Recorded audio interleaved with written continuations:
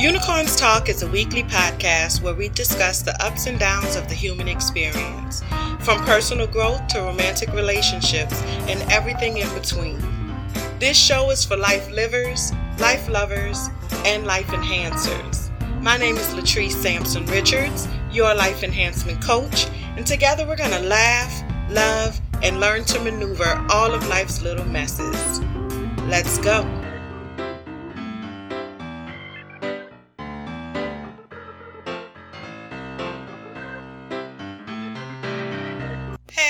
It's Latrice Sampson Richards here, your life enhancement coach, and welcome to episode 5 of Unicorns Talk.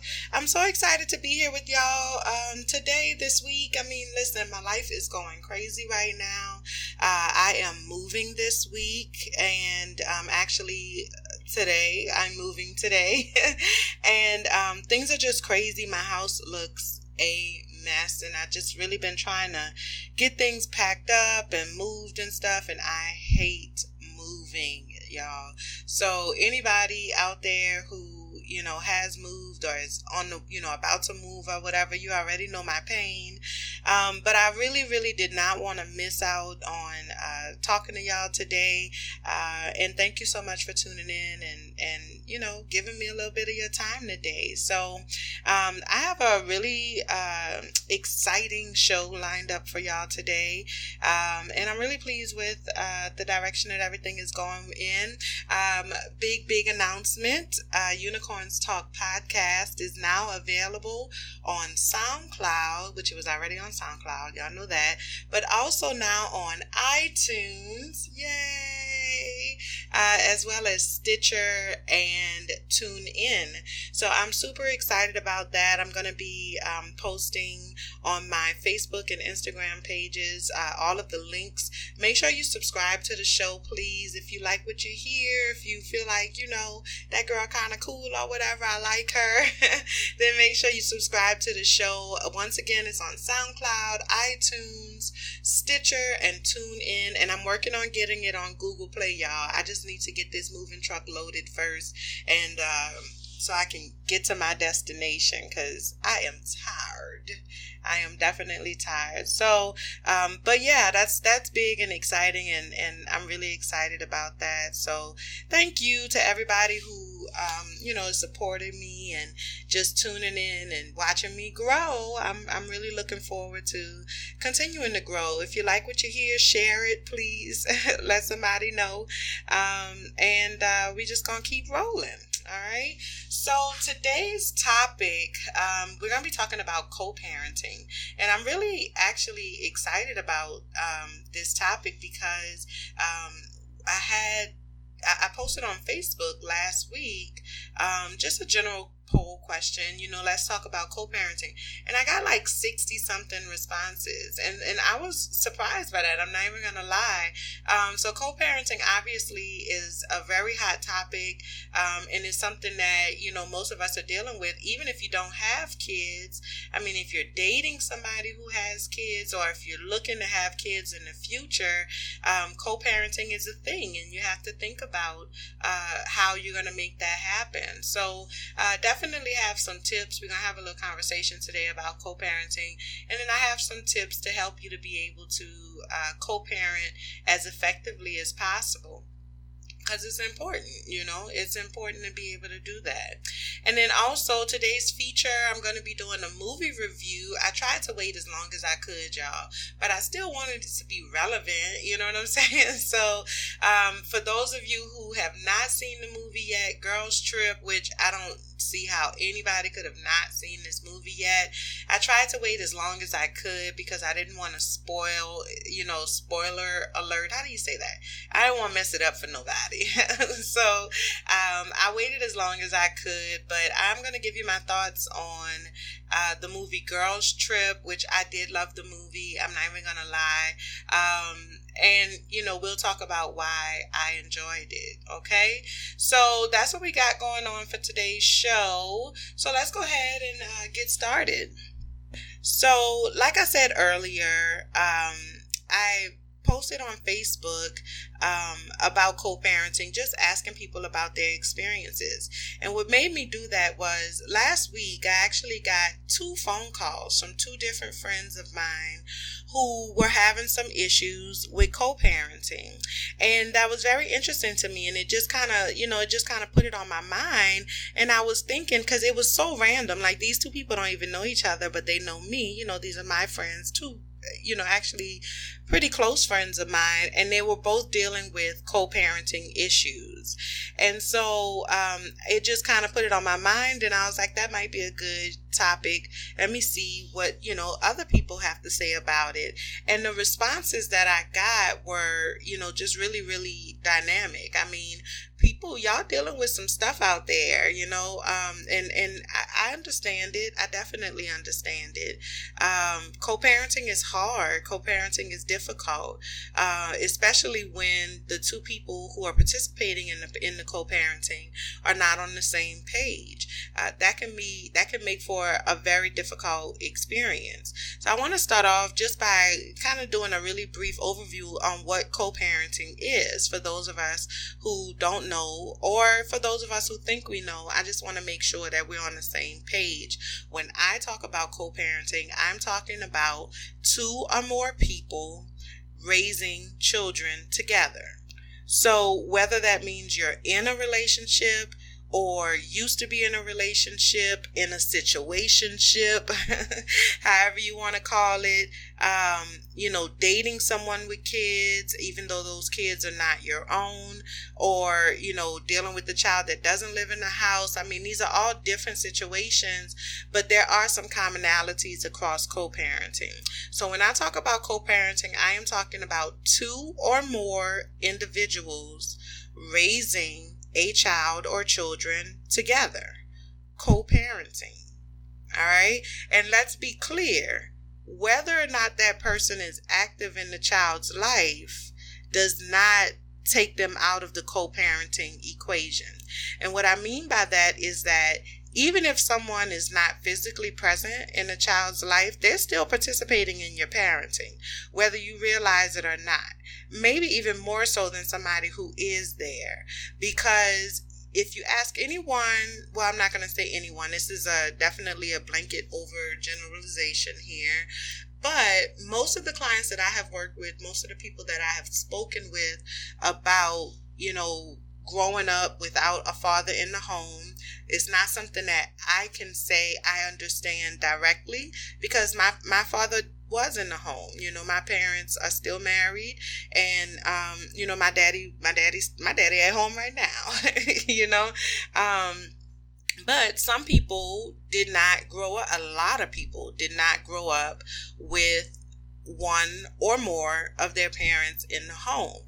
And in my experience through my work and through, just research and discovery, talking to people and just kind of talking to my friends and other family members and things like that, that absent parent still participated in their upbringing, whether it was trying to be, the exact opposite of that person, or running away from the legacy of that person, or, creating this ideal, or this idea rather of what kind of parent that person would have been. And, just feeling like they missed out on that, sometimes romanticizing who that person is, or even demonizing who that person is in their absence, So it's absolutely normal for all of these things to occur. But it would be naive of you to believe that just because the person that you had a child with is not physically present in your child's life means that they're not participating in this parenting experience. They are definitely participating in the parenting experience, whether they are there physically or not. Okay. One of the things that just really kind of stood out to me, or really what kind of came to me as a result of all of the responses that I got, is that this topic is a really huge topic. And so I don't think there's any way that I can be able to cover everything, in one show. It's just too much. So, I'm probably going to, do a follow-up episode or something like that. And, that way we'll kind of hopefully be able to touch on a little bit of everything. But today I'm talking about just kind of laying the ground rules. What are like the basic things that you need to have or that need to exist, you need to remember in order for effective co-parenting to take place, okay? Now, please keep in mind that I am very well aware that all situations are different. Every situation is different. So you may hear some blanket generalizations here, but that doesn't mean that I'm oblivious to the outliers or like the situations that don't fit neatly into this little box. This is just to give you a overview, and like I said, it's the rabbit hole is so deep, and so there's a lot of different directions that this conversation can go in, and we will go in those directions, but you just got to give me time. We ain't going to do all of that in today's episode. Okay? So don't be sending me no nasty grams. I really don't want it. But there you go. All right. So I came up with a list of about 4 things that are, I think, just like the basic ground rules for co-parenting, for effective co-parenting. And I'm going to go over those really quickly, and, hopefully you can see yourself in these, or even, see your co-parenting situation in these and make some adjustments where they need to be made. The first piece, foundational piece, I think, is that you have to heal yourself, all right? And what I mean by that is that a lot of times when there's a breakup or when a relationship doesn't work out, or if there's tension within the relationship, there comes with that emotional baggage. And so you have to handle that emotional baggage with care. So what do I mean by emotional baggage? I'm talking about anger, because it didn't work out, or anger because, it's not what you thought it was going to be, or anger about whatever was done within that relationship. I'm talking about the hurt that the anger probably is trying to mask. I'm talking about embarrassment, rejection, feelings of abandonment, fear, all of that emotional baggage that can make it extremely difficult for you to be logical in co-parenting. And co-parenting, parenting period, requires logic. But it's extremely difficult to be logical when you're in an emotional state. Those two things are like oil and water. They don't like each other. They don't always want to work together. Your emotional being and your logical being, they're like, they're not really checking for each other. Okay? If you don't manage those emotions and keep that emotional being in check appropriately, then you're going to end up taking it out on your child. Either that's directly or indirectly. Directly meaning, abuse, or, whether that's verbal or physical abuse, or just, neglecting the child, or just, not being there for the child. And we see it all the time where, oh, you look just like your daddy. And then you treat the child like you treat their daddy, or vice versa. It could be the mama, so, or indirectly in the sense of you so much trying to hurt the other person, the other parent, that you're actually hurting the child, right? So you may not be directly trying to hurt your child, but you are directly trying to hurt their parent, which inadvertently hurts them. So it hurts the child, like refusing to let your child see a parent, like see their other parent, because especially when the other parent wants to be in their life, it hurts the child because it denies them the opportunity to really experience that parent. And they deserve to be able to experience that parent, especially when it's a parent that wants to participate in their life. Maybe they're not paying child support, or maybe they don't want you, but they do want their child. That's not fair for you to hurt your child by refusing them that connection, especially when the connection is available to them. The other thing is, refusing that child that relationship also hurts your relationship with the child, because they may not understand it now, depending on how young they are. But one day they are going to understand that you are the reason that they missed out on those experiences. And that's a sad day indeed. I work with people all the time who have mama issues or daddy issues because they became an adult, or maybe like they became a parent themselves, and they now understand relationships differently.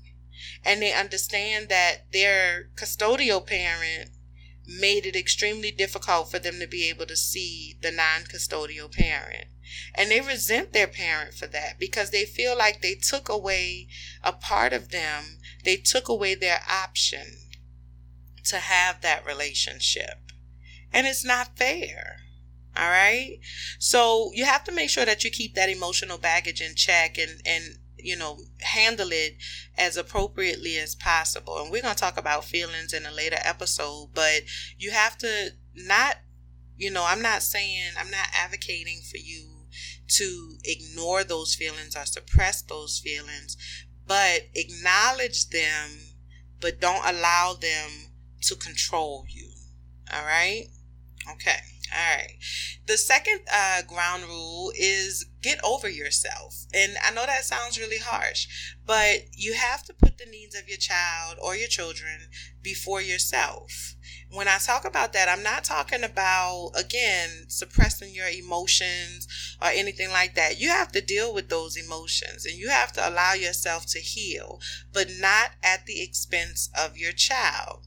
When you are making decisions that will affect your child, when you're making parenting decisions, you have to make those decisions based on the actual benefit of the child, not based on your own wants or needs. Somebody has to be willing and able to put the needs of the child ahead of their own. Okay?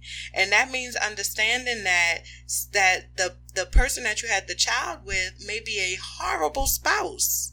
They might be a horrible partner, but they could also be a great parent. And it's not fair for you to put your own needs in front of the child's and say, well, I was slighted by you. I was hurt by you. You're a horrible, husband. You're a horrible wife. You're a horrible girlfriend, a horrible partner. And so you must be a horrible parent as well. Because that's not always the case. Get over yourself. Give your child an opportunity to make their own decisions. Okay? The third foundation, I think, or foundational piece, is to prioritize communication. I am a very big fan of effective communication. I think that communication is, by and large, the most important tool that you have in parenting, period, in life, to be honest. I'm a very big advocate of effective communication. But specifically here, as we talk about co-parenting, communication is at the very top of the list, all right? But it's going to require the most basic level of civility on the part of both of the parents. So what that means is that you have to be able to communicate with the other person. You have to be able to get over yourself, and you have to be able to heal yourself in order to really prioritize that communication, all right? When there is an opportunity for communication, you need to communicate everything. I always tell my clients, when it comes to communication, assume nothing. Assume nothing. It doesn't matter how long you've been with that person. Oh, I know him so well. Oh, I know how like the back of my hand. That doesn't matter. Assume nothing. Communicate everything. Well, he should have known that, that the thing was at such and such time. How he was going to know that? You can't assume that he just knows that. Communicate everything.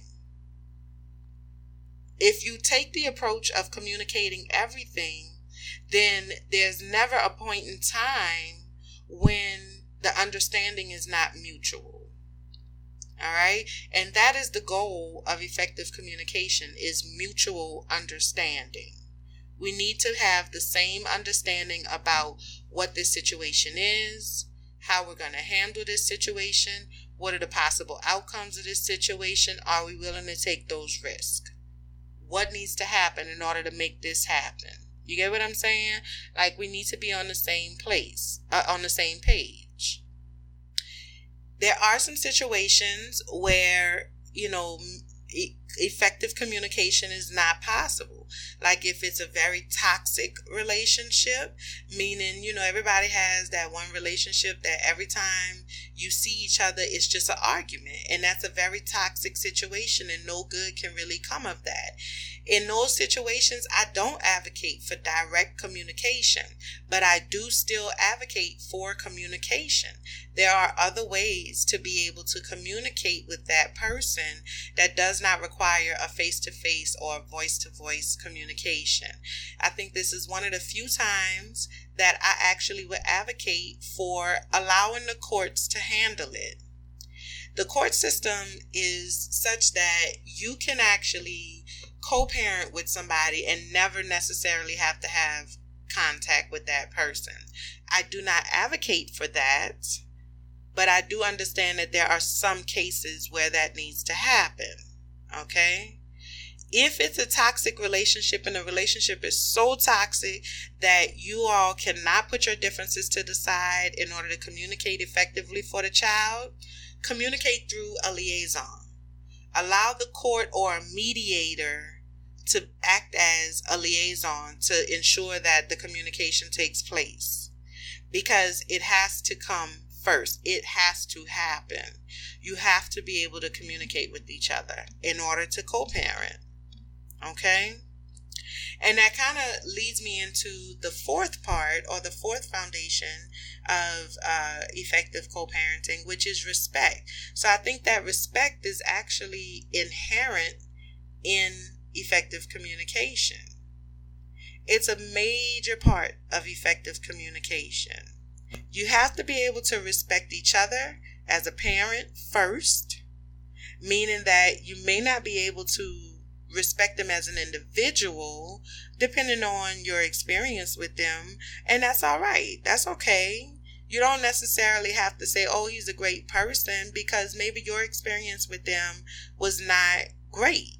But you do have to respect them as a parent, because they are the parent of your child. Okay? You also have to respect the parenting process. Listen, your primary job as a parent is to develop your child into a competent adult human being.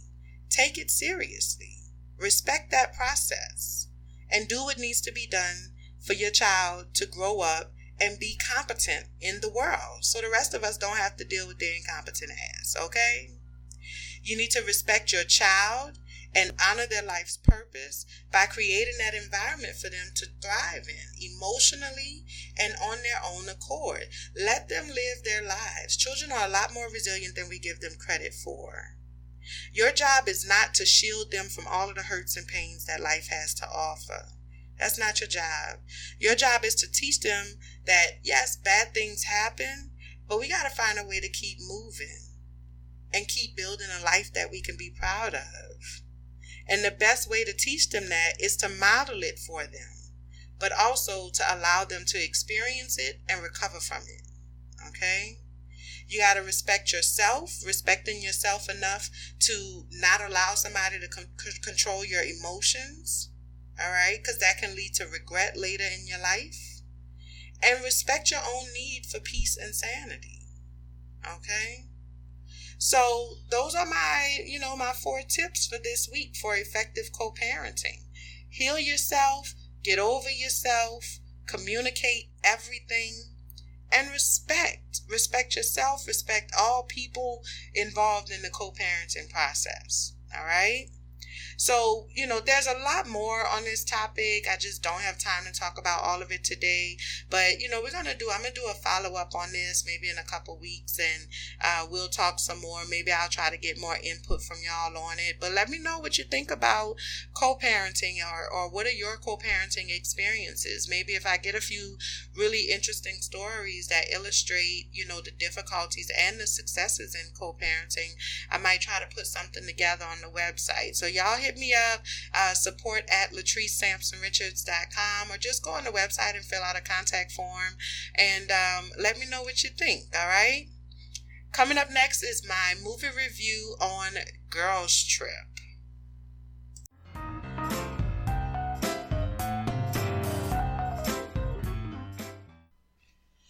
All right, so I am really excited to talk about this movie today, y'all. I am doing my review of A Girls Trip, and I actually really enjoyed this movie. I don't really like going to movie theaters and stuff like that because it's just way too cold inside the movie theater. But certain movies, I really try to make a point to go to the theater and support those movies. And Girls Trip was one of those movies for me. The cast itself was hilarious, and it was filmed in my hometown, New Orleans, Louisiana. It's how could you not? How could you not support this movie?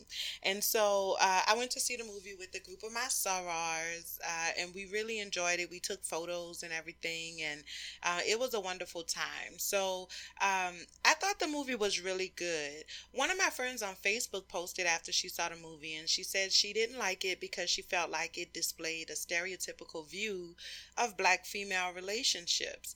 And it did. And I loved it, and which is not typical for me, I guess.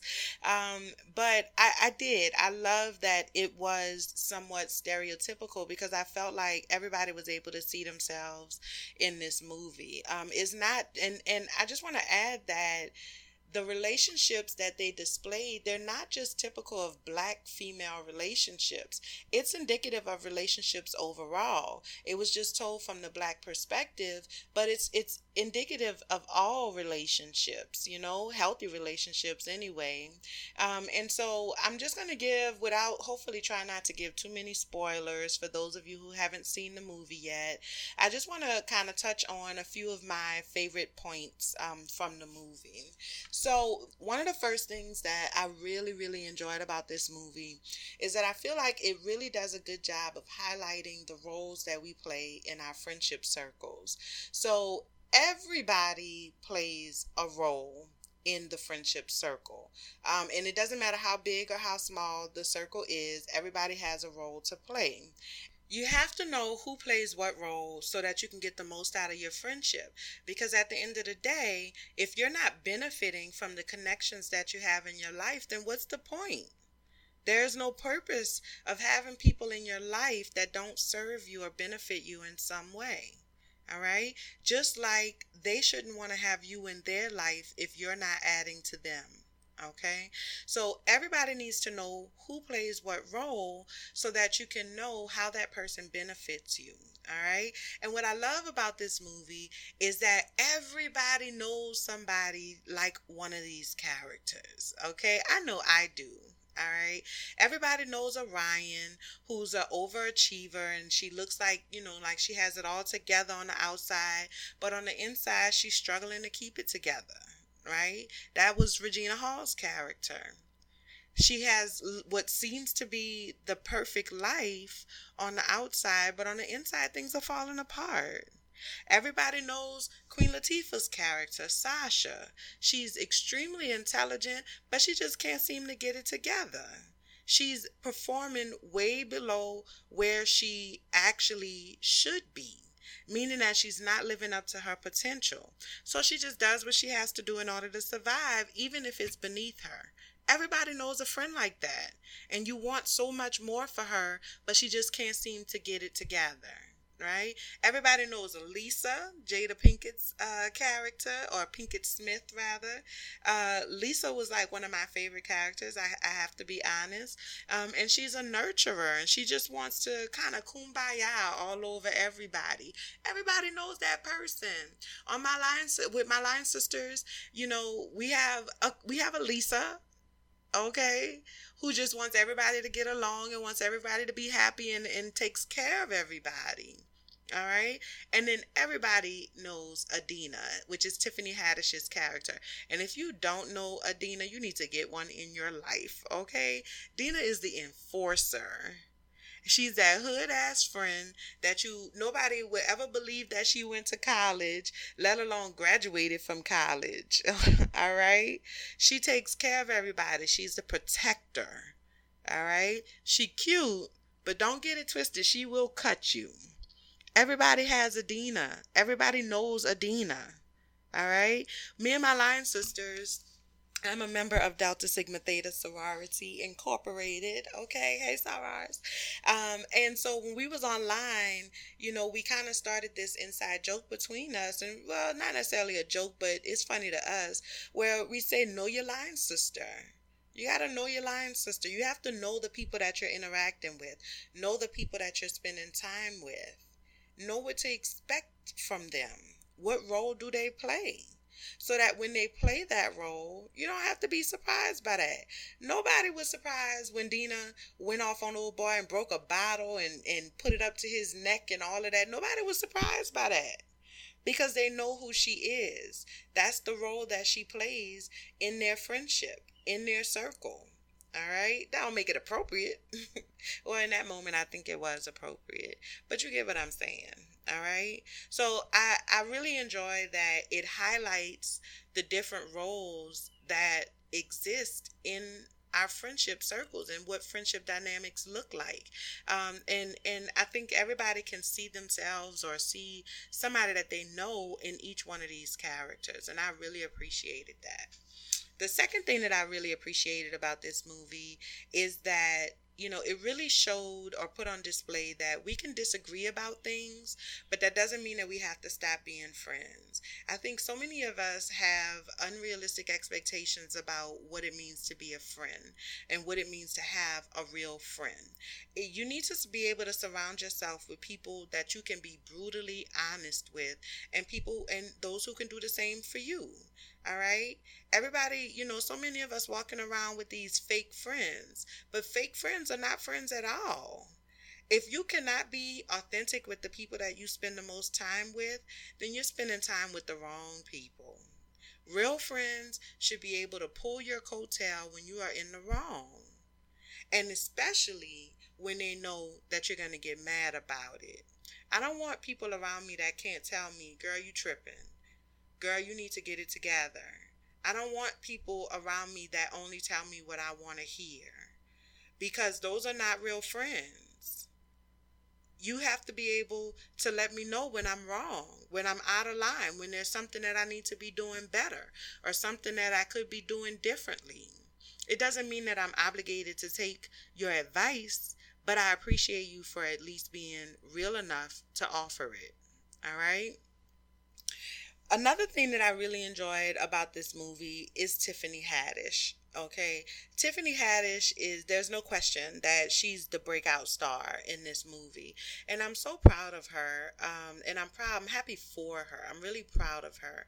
And I'm happy for her because she's been through a lot. I heard her story on The Breakfast Club, and this girl has been through it all, I started watching her when she was on Who Got Jokes, and that girl has worked her butt off in order to get to this place. She has paid her dues, really and truly. Some people also know her from the Carmichael Show, which I'm not a big fan of. It's all right. It's not one of my faves, but she was on that show as well. She did an interview with Jimmy Kimmel, and that video has gone viral, like super viral. Okay, it has like over 26 million views and counting, and that's just on the Jimmy Kimmel site, Facebook page. That's not even counting all the people who've duplicated it. Like, I feel proud of her because she's a testament to how using your past you can fuel your future. She started out being funny to survive, just to survive her upbringing. And she tells this story on The Breakfast Club about how it was really just a coping mechanism to help her survive foster care system and things like that. And it has propelled her into her vision and what I think is her life purpose. And listening to her talk, I think she sees it as her life purpose as well.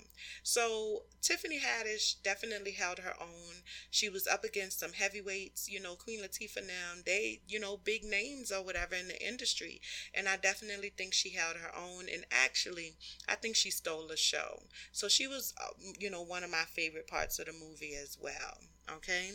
My absolute favorite part of the movie, though, or favorite thing about this movie, is the movement that it has rekindled amongst all women, but specifically Black women.